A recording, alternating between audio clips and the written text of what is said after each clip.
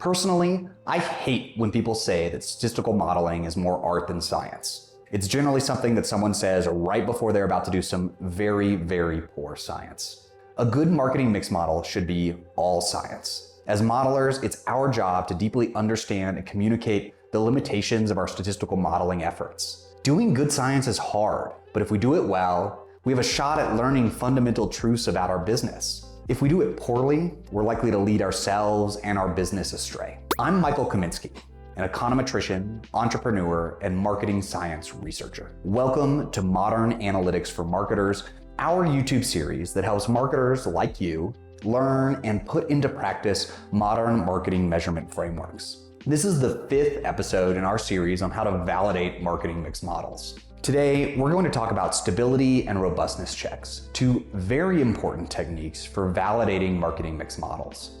In the field of statistical modeling, robustness refers to the idea that the results of an analysis shouldn't change when the inputs are tweaked just a little bit, or when the assumptions are tweaked just a little bit. When the results that we care about are robust, it gives us evidence that our statistical model has found some underlying truth about the world and isn't just fit to noise in the data. So, how do we check for robustness in practice? What are we looking for? There are 3 different types of robustness checks that we recommend for a marketing mix model. 1, varying the underlying data set being modeled by running the same model on different subsets of the data to see how the results change. 2, varying your model structure to see how sensitive the results are to different structures, including which variables are controlled for in the model. 3, varying your modeling assumptions to see how different assumptions that you make during the modeling process impact the final results. So let's talk through what this actually looks like in practice. In the first robustness check,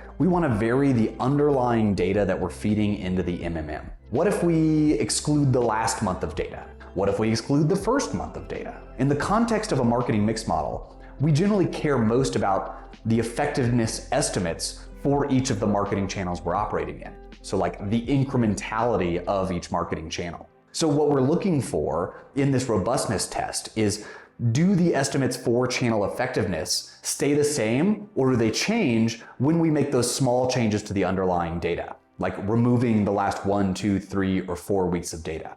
If the estimates from the model jump around substantially, then that means that our results are not robust, and it often indicates that the statistical model itself is misspecified.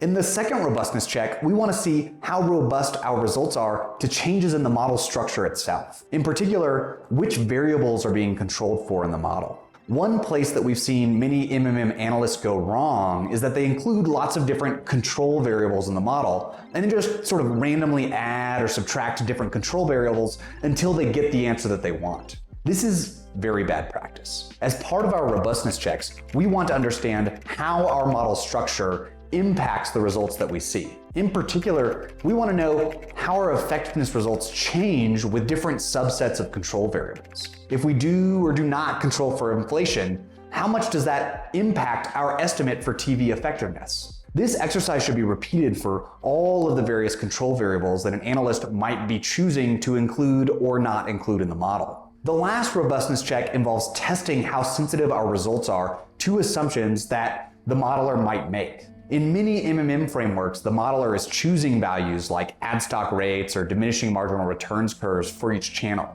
This means that you should test how sensitive the final results are to those different assumptions. For example, what if you use an ad stock rate of 0.5 instead of 0.8 for the TV variable? How much does that change your final results? You should be reporting out all of these different variables and how much changes to assumptions impact the final results that the marketer is seeing. These robustness checks are very important to doing good science. If your results are not robust to these different assumptions, you shouldn't hide it. It's critically important that the true range of uncertainty and instability in the results is accurately communicated. Otherwise, the next time you go to refresh the model, the results will change since they aren't robust, and you'll have to come up with an explanation as to why. In the next episode of this series, we're going to talk about how to validate an MMM model with lift tests and experiments. Make sure to like this video and subscribe to our channel so you don't miss it. Good luck modeling, and we'll see you in the next one.